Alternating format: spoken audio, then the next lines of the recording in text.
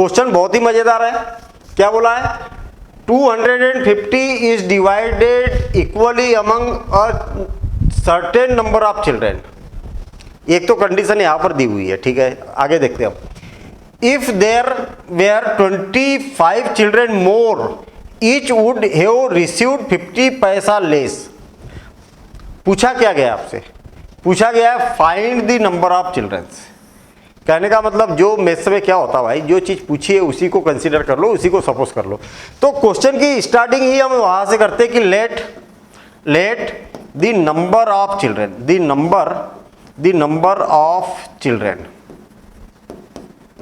कितने हैं? कितने चिल्ड्रन है भाई? एक है, इतने चिल्ड्रन है। अब मुझे एक बात बताओ कि 250 को अगर डिवाइड किया जाए कितने, इतने चिल्ड्रन में, तो एक एक चिल्ड्रन को कितना कितना अमाउंट मिलेगा? 250 divided by number of children. तो डायरेक्ट हम यहां पर लिख सकते हैं according to condition, according to condition, है ना, अकॉर्डिंग टू कंडीशन। ये तरीका सबसे अच्छा है, कुछ माथापच्ची करना ही नहीं है हमें। देखना 250 is divide equally among a certain number of children. तो एक बच्चे को कितना अमाउंट मिलेगा? तो हम बोल सकते हैं कि 250 डिवाइडेड बाय एक्स, इतना अमाउंट मिलेगा एक बच्चे को। अच्छा, अब क्या बोला है? If there were 25 children more, अब चिल्ड्रन बढ़ गए, तो अब एक एक को कितना कितना मिलेगा? तो 250 डिवाइडेड बाय एक्स प्लस कितना है 25, इतने चिल्ड्रन बढ़ गए, तो एक एक बच्चे को इतना इतना अमाउंट मिलेगा। ये बात बड़ा सिंपल सा लॉजिकल है ना भाई, इतने रुपए को इतने बच्चों में डिवाइड करना है, तो एक एक बच्चे को कितना कितना मिलेगा। पहले इतना मिल रहा था, अब चिल्ड्रंस बढ़ गए तो अब इतना मिलेगा। अब क्या बोला है? ईच वुड हैव रिसीव्ड 50 पैसा लेस। अब कैसा मिलेगा? अब कम मिलेगा पैसा। कितना पैसा कम मिलेगा? इतने में से हर एक स्टूडेंट को, हर एक चिल्ड्रन को इतने में से, अगर पहले ज्यादा मिल रहा था कि कम मिल रहा था? पहले ज्यादा मिल रहा था, अब कम मिल रहा ना। अरे छोटे नंबर से डिवाइड करोगे तो बड़ा नंबर आएगा, बड़े नंबर से डिवाइड करोगे तो छोटा नंबर आएगा सेम नंबर को। तो इसमें से इसको माइनस करेंगे तो कितना हो रहा? 50 पैसा। कितना? 50 पैसा। तो 50 पैसे को क्या लिख सकते हैं हम? 50 पैसे को लिख सकते 50 पैसा डिवाइडेड बाय 100। तो इसको रुपए में कन्वर्ट कर दिया हमने। तो इसमें से इसको माइनस करेंगे तो इतने रुपए का डिफरेंस आएगा। बस इतना सा कॉन्सेप्ट है, और इस कॉन्सेप्ट को अब सिंप्लीफाई करना है तो हमें इक्वेशन मिलेंगे, और इस इक्वेशन को सॉल्व करेंगे तो आंसर आ जाएगा। बस आप देखिए एलसीएम कितना आएगा इसका? तो x प्लस 25, हाँ ठीक है, x प्लस 25। और यहां पर अगर करेंगे तो 250 इंटू एक्स प्लस 25 और माइनस 250 इंटू एक्स, और इज इक्वल टू 50 से 2 टाइम कैंसिल तो 1/2 बचा। सीधा काम है, सिंपल सा काम है। चलिए इंप्लाइज लगा देता हूं मैं। अब 250 का अंदर मल्टीप्लिकेशन करेंगे तो 250 एक्स प्लस 250 यानी कि 725 0, इतना आ जाएगा। ये इसका दोनों में मल्टीप्लिकेशन किया तो, और माइनस 250 एक्स और होल डिवाइडेड बाय, इसका मल्टीप्लिकेशन करेंगे तो x square plus 25 x is equal to 1/2।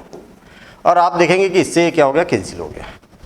कितना आ गया? इसका क्रॉस मल्टीप्लिकेशन करेंगे तो हमारे पास आ जाएगा, अब इसका इससे मल्टीप्लिकेशन हो जाएगा तो 6250 into 2 is equal to x square plus 25 x, इतना हो गया।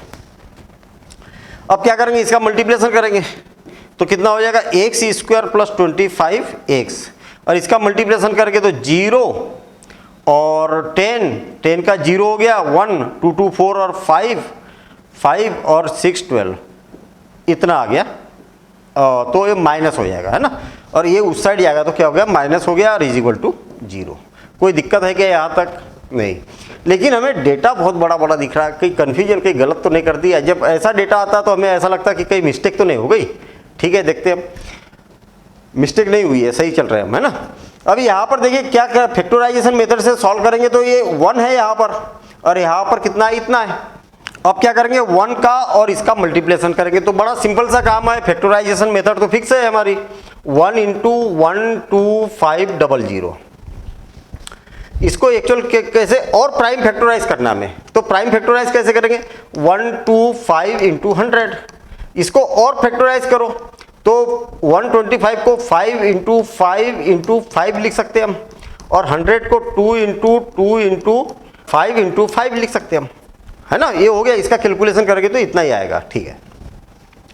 अब हमें इसके 2 ग्रुप बनाना है, और 2 ग्रुप ऐसे बनाना है कि जिसका क्या होना चाहिए, सम या डिफरेंस कितना आना चाहिए, 25 आना चाहिए, और प्रोडक्ट कितना आना चाहिए, इसके और इसके प्रोडक्ट के इक्वल होना चाहिए। चलिए करता हूं मैं इसको। तो ये कितना हो गया, 125।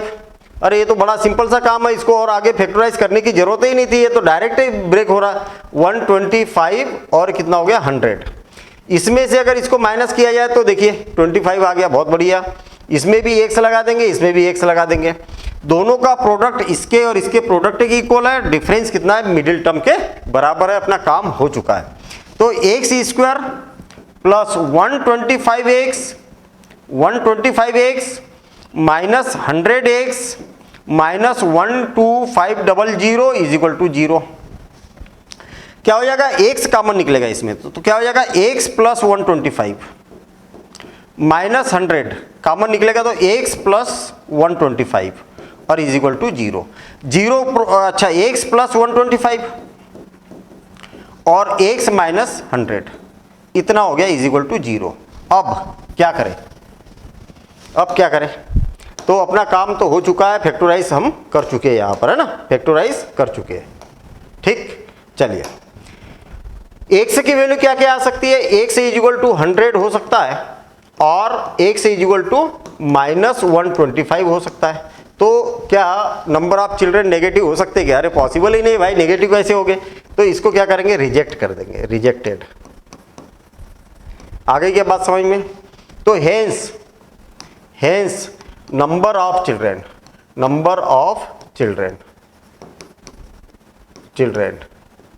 कितने हैं, इज इक्वल टू 100 हो जाएगी। तो यही हमारा यहाँ पर क्या हो जाएगा, आंसर हो जाएगा।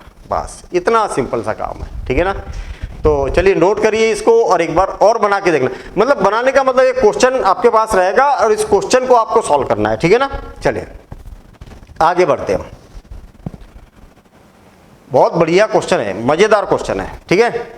और क्या बोल रहा है इसमें, अन एम्प्लायर मतलब जो जॉब दे रहा मालिक, जो कोई कंपनी होगी, सुनिए एक कंपनी होगी और उस कंपनी का जो ऑनर होगा वो क्या होगा, एम्प्लायर होगा। और एम्प्लॉइज कौन होते हैं, जो उसमें काम करते हैं, जो वर्कर होते हैं या जो भी काम करते हैं उस कंपनी में, वो एम्प्लॉय होते हैं। एम्प्लायर कौन होता है, इसका मालिक होता है। बस ये बात मालूम होना चाहिए और मेरे ख्याल से मालूम भी होगी आपको सबको।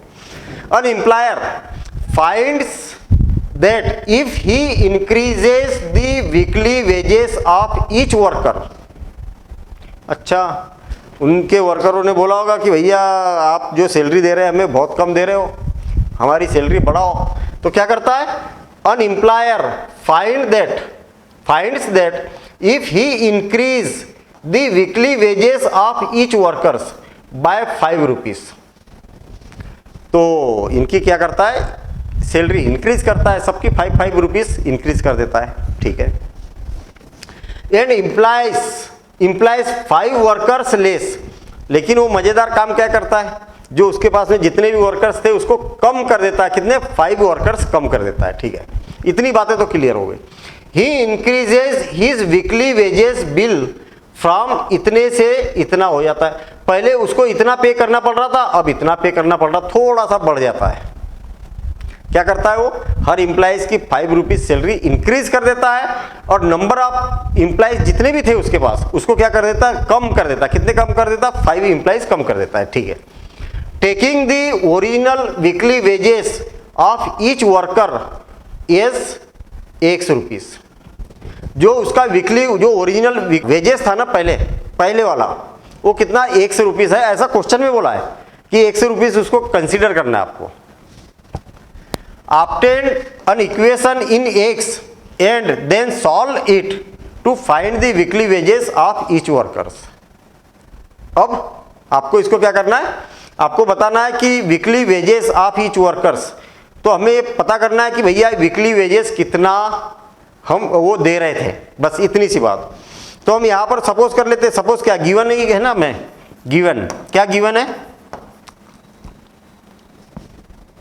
Taking the original weekly wage of each workers is x. तो हम यही बात यहाँ पर लिखेंगे, given original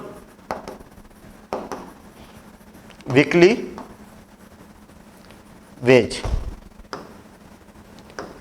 of each worker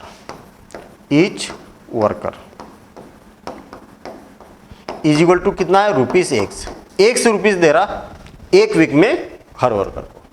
अच्छा, और फिर से और एक बार पढ़ूंगा, an employer find that if he increase the weekly wages of each worker by 5 rupees and implies जो है वो 5 workers less, एक क्या कर देता, कम कर देता है।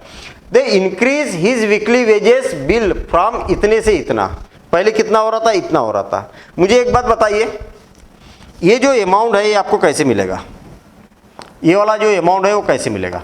पहले इतना पे करना पड़ रहा था उसको और अब इतना पे करना पड़ रहा, कैसे मिलेगा भाई? उसके पास में कितने, एक वर्कर को कितना रुपीस दे रहा है, इतना, टोटल वर्कर्स को कितना रुपीस दे रहा है, इतना पहले, ठीक है। तो नंबर ऑफ वर्कर कैसे पता चलेगी उसको? इसको अगर इससे डिवाइड करेगा तो नंबर ऑफ वर्कर पता चल जाएगी। नहीं आया क्या समझ में? फिर से और एक बार बिल्कुल सिंपल तरीके से देखना।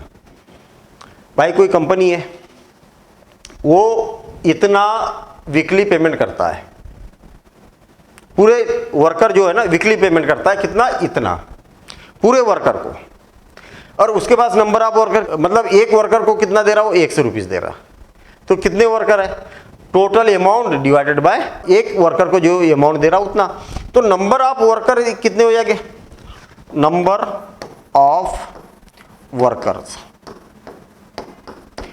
Of workers is equal to 3150 divided by x, इतने वर्कर हो जाएंगे उसके पास में पहले। तो नंबर ऑफ वर्कर हमें यहाँ पर पता चल गए, इतने वर्कर है, एक वर्कर को कितना पेमेंट मिल रहा है, इतना मिल रहा है। ये इनिशियल की बात हो रही है, बाद वाली नहीं, इनिशियल की बात हो रही है। चलिए और एक बार क्वेश्चन पढ़ेंगे हम, है ना। यहाँ पर लिखेंगे हम according to question, according to condition या क्वेश्चन, है ना। बस अब देखना कैसा सिचुएशन कैसी बनेगी। क्वेश्चन को ज़्यादा उलझाना नहीं है। फिर मैं आपको बता रहा हूँ कि कई बच्चे यहाँ पर बहुत ज़्यादा कहानी लिखते, लंबी चौड़ी कहानी लिखते, और फिर जबरन टाइम भी बर्बाद होता है और कन्फ्यूजन भी क्रिएट होता है। अकॉर्डिंग टू क्वेश्चन कर दिया भैया, आप जैसा जैसा बोल रहे हैं वैसा वैसा हम यहाँ पर काम कर रहे हैं। देखना आप फिर से और एक बार पढ़ेंगे। An employer find that if he increase his weekly wages of each worker by 5 rupees. अच्छा, पहले कितना मिल रहा था एक वर्कर को, इतना रुपीस मिल रहा था। कितना मिल रहा, अब x प्लस 5, इतना एक वर्कर को पेमेंट मिल रहा।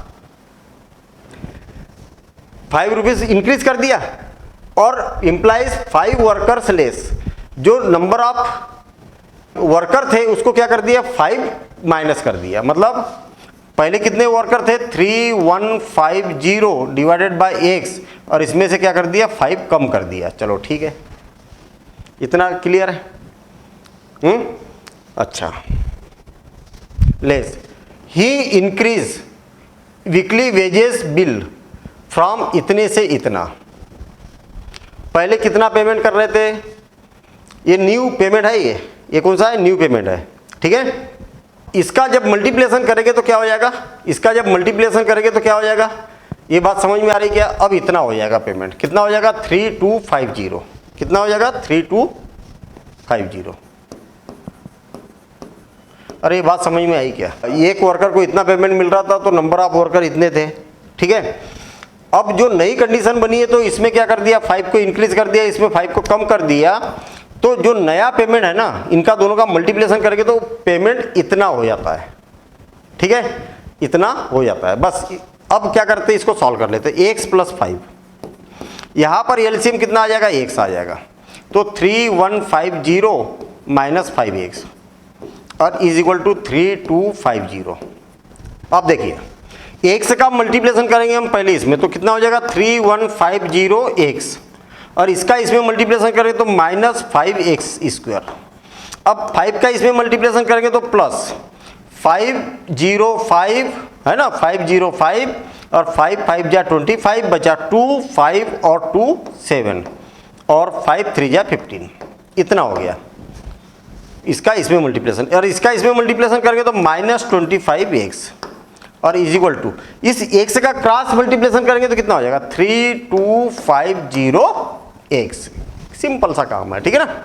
चलिए इसको सिंप्लीफाई कर रहा हूं तो -5x², इसमें से इसको माइनस करेंगे तो कितना हो जाएगा +3125 और +15750 और इज इक्वल टू 3250x।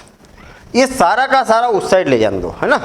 तो कितना हो जाएगा -5x² है तो उधर जाके क्या हो जाएगा 5x², ठीक है। और ये x में है ना, ये x है ना, ये उस साइड जाएगा तो क्या हो जाएगा +3250x -3125x, और ये उस साइड जाएगा तो -15750 और इज इक्वल टू 0। मतलब ये सारी टर्म हमने उस साइड ले गई। तो कितना बचेगा 5x², इसमें से इसको माइनस करेंगे तो ये हो जाएगा 25 और 125, ठीक है, x और -15750 इज इक्वल टू 0। अब आप देखेंगे कि भाई 5 से डिविजिबल है तो थोड़ा सा क्वाड्रेटिक इक्वेशन तो बन चुकी है हमारी। बोला था क्वाड्रेटिक इक्वेशन फाइंड करो, हाँ, obtain an equation in x के फॉर्म में क्वाड्रेटिक, और नहीं भी बोला जाता कि क्वाड्रेटिक इक्वेशन फाइंड करो, हमें तो निकालना ही पड़ता ना, वैसे भी निकालना पड़ता। तो हमें क्या करना है, अब 5 से डिवाइड हो रहा है ना, डिविजिबल है ना तीनों टर्म 5 से, हाँ, तो 5 से डिवाइड कर दो तो क्या हो जाएगा x² प्लस 5 2 जा 5 5 जा x, है ना, माइनस 5 3 जा 5 1 जा 5 5 जा और 0 इज इक्वल टू 0। इतना क्या समझ में आ गया? हाँ आ गया है ना, इतना क्लियर है ना। अब क्वाड्रेटिक इक्वेशन बन गई। अब क्या किया जाता है, इसका और इसका मल्टीप्लिकेशन किया जाता है, किसका किसका 1 और इसको थोड़ा सा छोटा कर दूं, अब काम हो चुका है इसका ना, अब इसकी जरूरत नहीं है अपने को, इसको छोटा कर देता हूँ क्योंकि जगह की जरूरत हमें पड़ेगी। ठीक ठीक ठीक ठीक ठीक, ये यहाँ पर इसको ऐसा कर देता हूँ, जगह बना देता हूँ, ठीक है। अब देखिए 1 का और 3150 का मल्टीप्लिकेशन करेंगे तो क्या हो जाएगा 1 × 3150। आपको क्या करना है, इसको अगेन फैक्टराइज करना है, प्राइम फैक्टराइज करना है। तो चलो प्राइम फैक्टराइज करता हूँ। 3150 5 से 6 टाइम और 3 टाइम 0, 5 से 1 टाइम 2 टाइम और 6 टाइम, है ना, और कितना हो जाएगा 2 से 6 टाइम 3 टाइम और 3 से 3 2 जा और 1 और 3 से 7 टाइम, इतना हो गया। कितना हो गया 5 इंटू, चलो 2 into 2 into 3 into 3 into 5 into 5 into 7। ठीक, अब इसके क्या करना है, हमें पेयर बनाना है। तो ये हो गया 35 और ये कितना हो गया 15 और 45 90 और 35। क्या दोनों को ऐड करने पर या सब्ट्रैक्ट करने पर ये आ रहा क्या 25 आ रहा क्या, नहीं आ रहा, नहीं आ रहा। तो ये वाला कॉम्बिनेशन ठीक नहीं है, ठीक है। हाँ, ये वाला कॉम्बिनेशन मिला के देखता हूँ मैं। 9 45 कितना हो गया 45, ये कितना हो गया 35 और ये कितना हो गया 70। क्या 70 में से 45 को माइनस करेंगे तो 25 आ रहा क्या, हाँ आ रहा है। काम हो गया मतलब अपना, है ना। मतलब हमने क्या किया, ये 2 को और इनको साथ में रखा और इसको कर दिया। तो इसमें से इसको माइनस करेंगे तो 45 50 60 70, हाँ आ रहा ना, काम हो गया अपना, ठीक है ना, काम हो गया है। इसको थोड़ा सा ऊपर शिफ्ट कर देता हूँ क्योंकि यहीं पर बने तो ज़्यादा मजा आएगा, ठीक है ना, ऐसा। अब देखिए x² किसमें ब्रेक हुआ 70x माइनस 45x और माइनस 3150 इज इक्वल टू 0। अगर इसमें से x कॉमन निकलेगा तो x प्लस 70 और इसमें से माइनस 45 कॉमन निकलेगा, हाँ माइनस 45 कॉमन निकलेगा तो x प्लस 70 और is equal to 0। Again x plus 70 common निकल रहा, तो x प्लस 70 कॉमन निकलेगा तो क्या बचेगा, x माइनस 45 और इज इक्वल टू 0।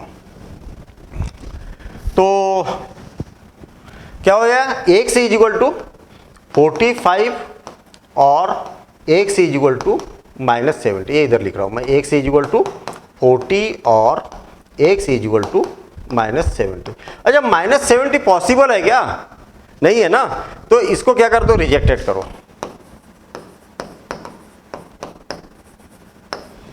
अरे weekly wages minus 70 rupees possible है क्या, find the weekly wages of each worker है, और क्या इसको क्या सपोज किया था, original weekly wages of each worker, तो ये पॉसिबल है क्या, नहीं है, ये क्या है 45 है, कितना है 45, ये है ना, इससे 45 आएगा, तो हम यहाँ पर बोलेंगे ये सेलेक्ट हो जाएगा, hence weekly wages of for each worker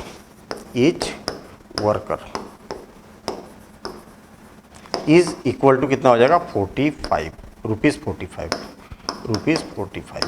और यही हमारा आंसर हो जाएगा। बहुत कम है, ठीक है ना, उससे क्या लेना है, हमें उससे मतलब नहीं है कि इतना कम वेजेस कैसे है, ये है क्वेश्चन के अकॉर्डिंग हमारा 45 ही आ रहा। तो चलिए अगला क्वेश्चन देखते हैं, ठीक है। अगला क्वेश्चन बड़े मज़ेदार है, सारे क्वेश्चन आप देखेंगे ना तो मज़ेदार क्वेश्चन है, थोड़ा सा घुमा देने वाले क्वेश्चन है, ठीक है। चलिए, और ट्रेडर्स बॉट और नंबर ऑफ आर्टिकल। अच्छा, एक ट्रेडर क्या करता है भाई, कुछ आर्टिकल परचेस करता है फॉर रुपीज़ इतने रुपए के आर्टिकल परचेस करता है, ठीक है। 10 वेयर डेमेज्ड, अच्छा 10 आर्टिकल क्या हो गया, डैमेज हो गए, चलो हो गए भाई damage, and he sold each of the remaining articles at 2 rupees more than what he paid for it, thus getting a profit of 60 rupees on the whole transaction। अच्छा, वो डैमेज होने के बाद में भी वो होल ट्रांजेक्शन में profit कमा रहा, ठीक है। Taking the number of article his bought as x, form a equation in x and solve it. Equation को बनाना भी है और फिर उसको सॉल्व भी करना है। चलिए ठीक है, सिंपल सा काम है, क्वेश्चन ज़्यादा इजी कर दिया उनने क्या बोला है कि यहाँ पर बोला है taking the number of article he bought is x, तो यहीं से क्वेश्चन की स्टार्टिंग करते, फिर और एक बार क्वेश्चन को पढ़ लेंगे, ठीक है ना। अरे क्वेश्चन का क्लू मिल गया ना, स्टार्ट कहाँ से करना है ये मिल गया ना, बस लेट नंबर ऑफ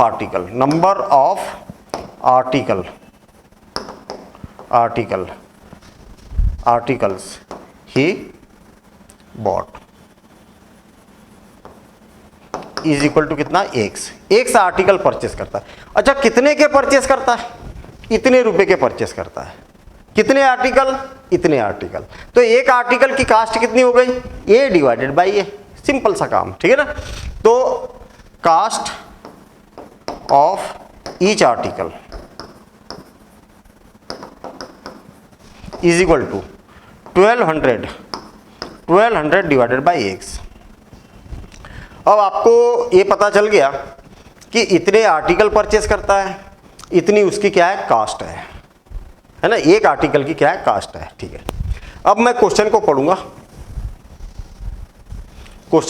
मैं यहां पर लिख ही देता हूं, अकॉर्डिंग टू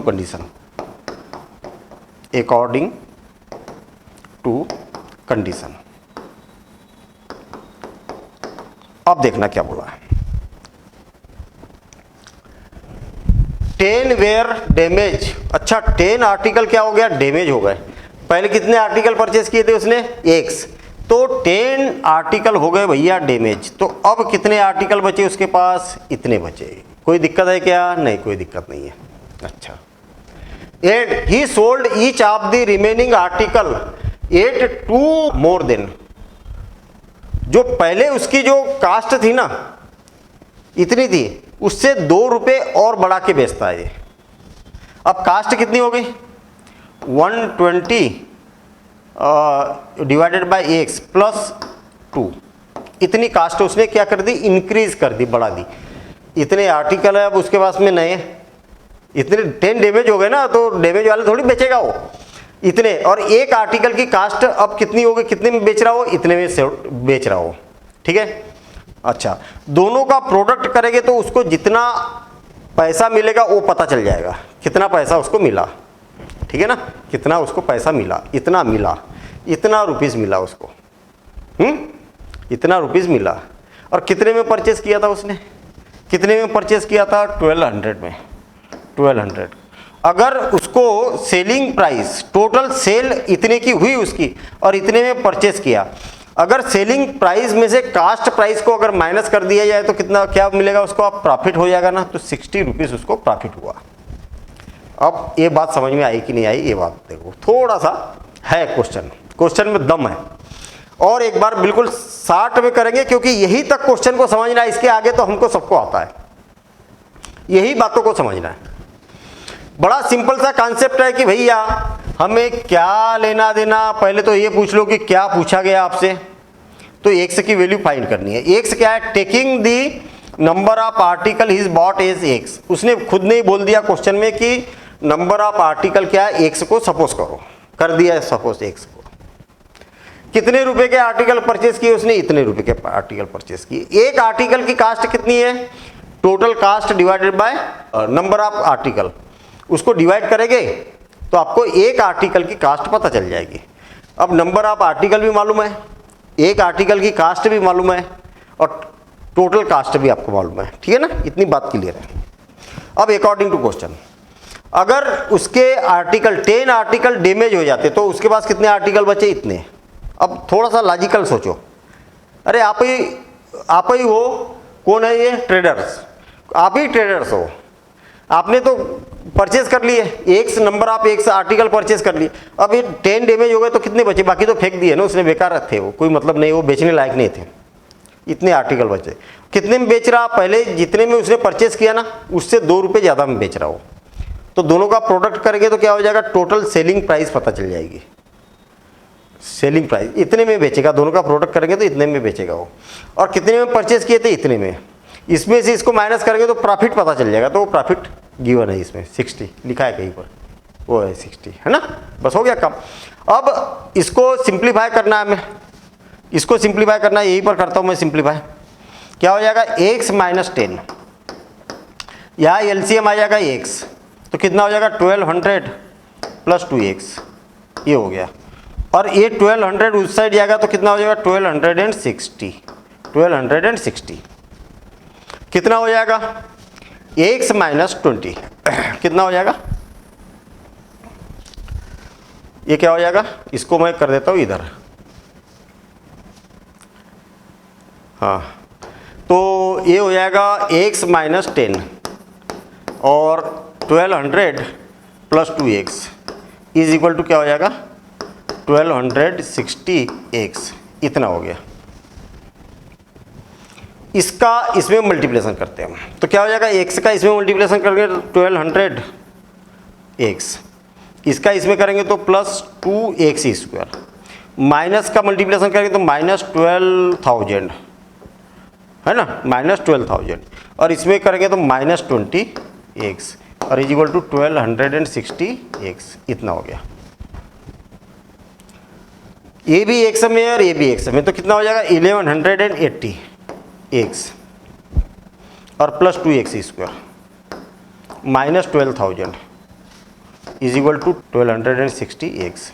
इतनी बात समझ में आ गई, ये पॉजिटिव है ना, इसको इधर लाओ, तो ये हो जाएगा 2x स्क्वायर प्लस 1180x, आगे पीछे लिखा है मैंने, x को डिसेंडिंग ऑर्डर में अरेंज करेंगे, है ना, और माइनस 12,000 और माइनस 1260x, इतना हो जाएगा, और इज इक्वल टू 0। ये इसको इधर लाया मैंने, क्या हो जाएगा, इसमें से इसको माइनस करो तो कितना हो जाएगा माइनस 80, तो 2x स्क्वायर माइनस 80x, है ना, और माइनस 12,000 और इज इक्वल टू 0। अब इसको क्या है, थोड़ा सा छोटा कर देते, मतलब 2 से डिविजिबल है ना, तो एक्स स्क्वायर माइनस 40x है ना, 2 से डिवाइड कर देता हूँ मैं, माइनस 6 और 6000 और इज इक्वल टू 0। तो एक तो आंसर अपना आ चुका है यहाँ पर, है ना। यही तो पूछा था कि क्वाड्रेटिक इक्वेशन जो बन रही है वो बता दो भाई, और हमने बता दिया यहाँ पर क्वाड्रेटिक इक्वेशन हमारे पास में ये है। ठीक, अब इसको सिंप्लीफाई करना है हमें।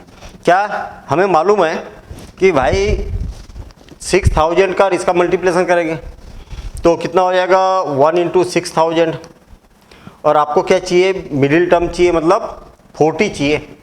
40 कैसे आ जाएगा, तो यहाँ क्लियर दिख रहा कि ये 60 और 100 में ब्रेक कर देंगे इसको ना, तो दोनों का डिफरेंस कितना हो रहा, 40 होगा। ठीक है, तो ये हो जाएगा x square minus 100x plus कितना 60x और माइनस 6000 है ना।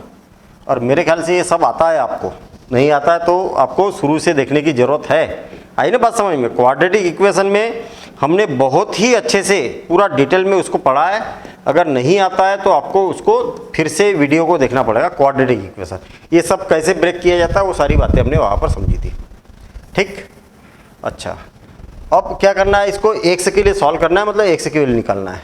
तो क्या हो जाएगा, x कॉमन निकलेगा तो x माइनस 100 और प्लस 60 कॉमन निकलेगा तो x minus 100। Again x minus 100 common निकल रहा, तो x माइनस 100 कॉमन निकल रहा तो क्या हो जाएगा, x plus 60, x plus 60 is equal to 0। आई क्या बात समझ में। तो x इज इक्वल टू क्या हो जाएगा 100 और x इज इक्वल टू कितना हो जाएगा माइनस 60। अच्छा x की वैल्यू माइनस 60 पॉसिबल है क्या, x क्या है, नंबर ऑफ आर्टिकल है ना, तो नंबर ऑफ आर्टिकल को कोई परचेज कर सकता है क्या, नेगेटिव नहीं, तो ये क्या हो जाएगा, इसको रिजेक्ट करेंगे हम, rejected. Hence number of article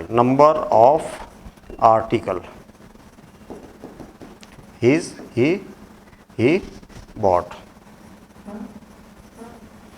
is equal to 100। बस ये हमसे पूछा गया था, तो एक आंसर वो हो गया और एक आंसर ये है। ठीक है, इसको भी हाईलाइट कर दो, जो जो आंसर आ रहे हैं उसको हाईलाइट कर दो। ठीक, ये हो गया, चलिए नोट कर लीजिए इसको। ठीक है ना, अब देखते हैं हम अगला क्वेश्चन।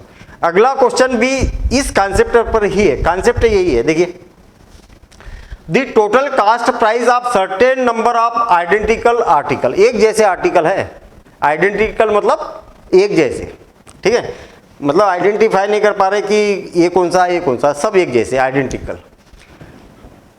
हाँ, नंबर ऑफ आइडेंटिकल आर्टिकल इस इतना, अच्छा इतने रुपए में परचेस किए भैया टोटल कास्ट, और कुछ आर्टिकल परचेस किए, find the number of article. इसका मतलब ये बात तो क्लियर है, find the number of articles bought, मतलब कितने आर्टिकल उसने परचेस किए ये देखना है अपने को। भाई जो चीज पूछी है उसी को सपोज कर लो ना, late number of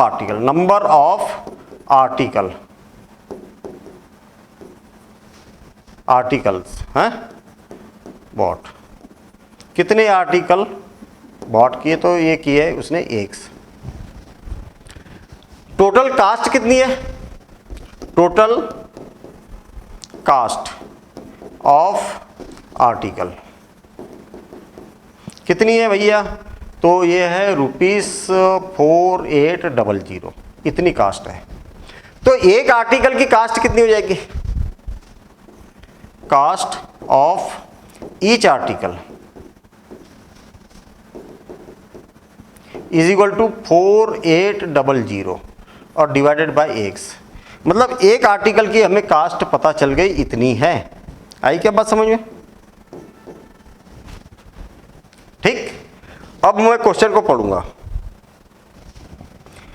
bye selling the articles 800 rupees each, अब उसको क्या किया उसने, सेल करना चालू कर दिया। ठीक है ना, तो according to condition, according to question, कितने आर्टिकल थे उसके पास में, एक सा आर्टिकल थे, उसने क्या किया, बेचना चालू कर दिया। ठीक है, कितने 100 रुपीज में बेचा, ये कास्ट हो गई, और कितने आर्टिकल को बेचा, एक आर्टिकल को बेचा, तो उसके पास कितना रेवेन्यू जनरेट होगा, कितना पैसा आएगा। अरे बड़ा सिंपल सा काम है ना भाई, एक सा आर्टिकल उसको बेचना है। एक आर्टिकल कितने में बेचना है? 100 रुपीज में। तो कितने के हो गए वो? 100 x. By selling the articles at 100 rupees each और profit each to cost price of 15 article is made. अच्छा, उसको जो प्रॉफिट हुआ ना, वो कितना प्रॉफिट हुआ? कितना प्रॉफिट हुआ? कितना प्रॉफिट हुआ? उतना ही प्रॉफिट हुआ जितना 15 आर्टिकल की कास्ट होती है। देखिए, इतने में बेचा उसने और profit equal to the cost price of 15 article. जो कास्ट 15 आर्टिकल की कास्ट प्राइस थी ना, उतना प्रॉफिट हुआ। तो प्रॉफिट देख लेता हूं मैं कितना होगा। प्रॉफिट हुआ उसको, प्रॉफिट हुआ कितनी कास्ट थी भाई एक आर्टिकल की? 4800 डिवाइडेड बाई एक्स। एक आर्टिकल की कास्ट इतनी थी और कितना प्रॉफिट कमाया उसने? 15 आर्टिकल के बराबर, तो इंटू 15। कोई दिक्कत है क्या? इतना प्रॉफिट कमाया, इतने में उसने सेल किया और परचेज कितने में किया था? कितने में? 4800। कोई दिक्कत है क्या यहां तक? ये बताओ मुझे। और एक बार समझो, क्योंकि बस इतना सा क्वेश्चन है, मेन इतना सा कॉन्सेप्ट है। अब इसके आगे तो केवल कैलकुलेशन है ना, इसके आगे तो कैलकुलेशन। सर आपको कैसे पता कि ऐसा ही करेंगे? कैसे पता कि क्वेश्चन को ऐसा ही करेंगे? तो वो भी कारण बताता हूँ मैं। ऐसा ही क्यों करेंगे? किसने बताया भाई ऐसे ही करना है? क्वेश्चन ने खुद ने बताया। क्वेश्चन ने खुद ने बताया, बस लॉजिक ही तो आपको पकड़ना है। Find the number of, question को मैं यहां से पकड़ता हूं। Find the number of article bought. अरे जो चीज पूछी है उसी को सपोज किया। यहां तक कोई दिक्कत है क्या? नहीं। टोटल आर्टिकल की कास्ट कितनी है? इतनी है। तो एक आर्टिकल की कास्ट कितनी होगी? 5th क्लास से पढ़ते आ रहे हैं हम। Total cost divided by number of article is equal to cost of each article. ये आ गया इतना। अब अकॉर्डिंग टू क्वेश्चन पर आ जाते हैं अपन। इतने में परचेस किया, इतनी बात हमें मालूम है। अब यहां पर क्या बोला ये देख लो। By selling the articles 800 rupees में ईच। 100 रुपीज में आर्टिकल वो बेचना है उसको, और कितने आर्टिकल बेचेगा वो? इतने। तो कितना रेवेन्यू उसके बाद जनरेट हुआ? सेलिंग अमाउंट कितना होगा सेल करने के बाद? उसके बाद कितना अमाउंट आएगा? 100 इंटू एक्स। उसने परचेज कितने में किया था? इतने में। इसमें से इसको माइनस करेंगे तो क्या मिलेगा उसको? प्रॉफिट मिलेगा। मिलेगा कि नहीं मिलेगा? हाँ मिलेगा। अब वो बोल रहा आगे चल के कि a profit equal to cost price of 15 article. जो उसकी कास्ट प्राइस थी ना एक आर्टिकल की, ऐसे 15 आर्टिकल की जितनी कास्ट होगी उतना उसको प्रॉफिट मिलेगा। मतलब इसमें से इसको माइनस करेंगे तो इतना, बस हो गया काम। अब आगे सॉल्व करेंगे, आगे सबको आता ही है। 100x माइनस 4800 इंटू इस x का क्रॉस मल्टीप्लिकेशन करेंगे तो x आएगा इधर, और 15 का इसमें मल्टीप्लिकेशन करेंगे तो 00 तो रहेगा ही रहेगा। और 120 15 8 जा कितना हो जाएगा? 120। 120 का 0 और 12 बचा, और 60 और 72 है ना, 72 इतना बच गया। इसका अंदर मल्टीप्लिकेशन कर देते तो 100x² माइनस 4800x और इक्वल टू 72000। आप चाहो तो इसको मैं पहले इधर कर देता हूं, तो 100x² माइनस 4800x, ठीक है, और माइनस 72000। इतनी बात समझ में आ गई क्या ये? अच्छा मुझे एक बात बताओ कि क्या 100 से डिविजिबल है क्या तीनों? हाँ है ना। छोटा क्वेश्चन को छोटा करो। अरे इसको अगर सॉल्व करेंगे तो बहुत ज़्यादा उलझ जाएगा, कितने बड़े बड़े नंबर है, छोटा करो। तो 100 से डिविजिबल है तो x² माइनस 48x माइनस 72, 100 से डिवाइड करेंगे तो 720 और इक्वल टू 0, इतना आ गया। अब आपको मालूम है कि हमेशा इसका और इसका मल्टीप्लिकेशन किया जाता है, तो x² का कोफिशिएंट कौन? 1। x² का कोफिशिएंट कौन? 1, ठीक है। तो इसको क्या करेंगे हम? ब्रेक करेंगे। यहां पर क्या हो जाएगा? 720 इंटू 1। अब मैं क्या करता हूं? 720 को ब्रेक करता हूं, 720 को ब्रेक करता हूं।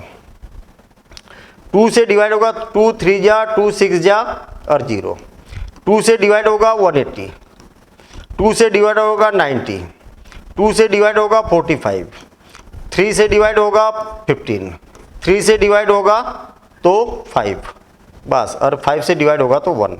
कुल मिला के इसको आप लिख सकते हैं 2 इंटू कितने बार है 4 time, 2 into 2 into 3 into 3 into 5। बहुत बढ़िया, ठीक है, इतना हो गया। अब 2 ग्रुप बनाना है हमें, 2 ग्रुप बनाना है। कैसे बनाए, 5 3 जा 15 है ना, कितना हो गया 15, और 15 का डबल कर दिया जाए तो कितना हो गया 15 तो 30, 30 और ये कितना हो गया 60, 60 करके देखता हूँ मैं। यहाँ पर क्या बच गया 3 3 जा 2 जा 6 6 और ये कितना हो गया 12, तो 12 और 60 में से 12, हाँ बहुत बढ़िया काम हो गया।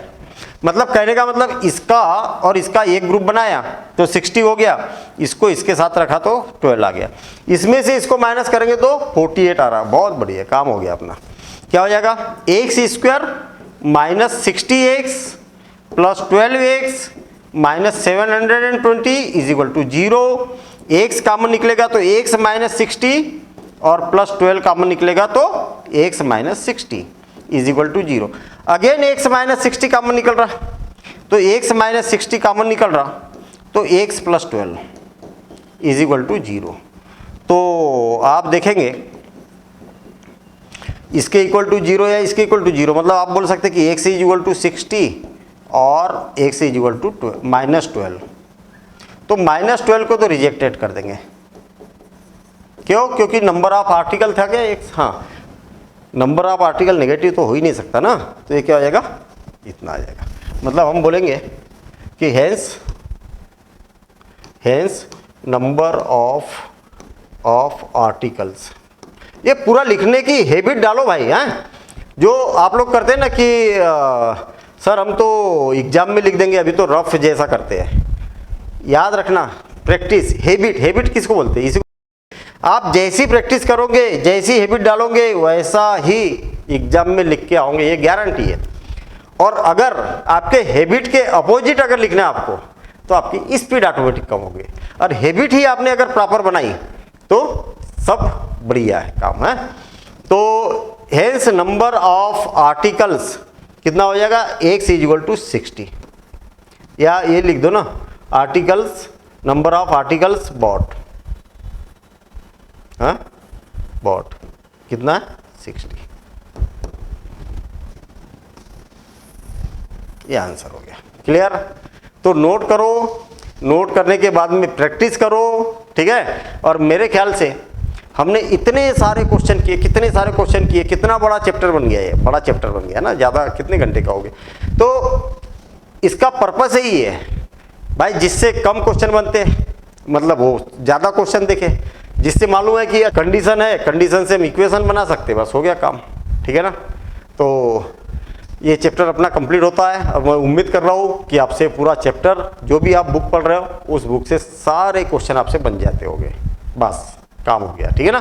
तो मिलेंगे हम अगले चैप्टर के साथ में अगली क्लास में। Thank you, all the best.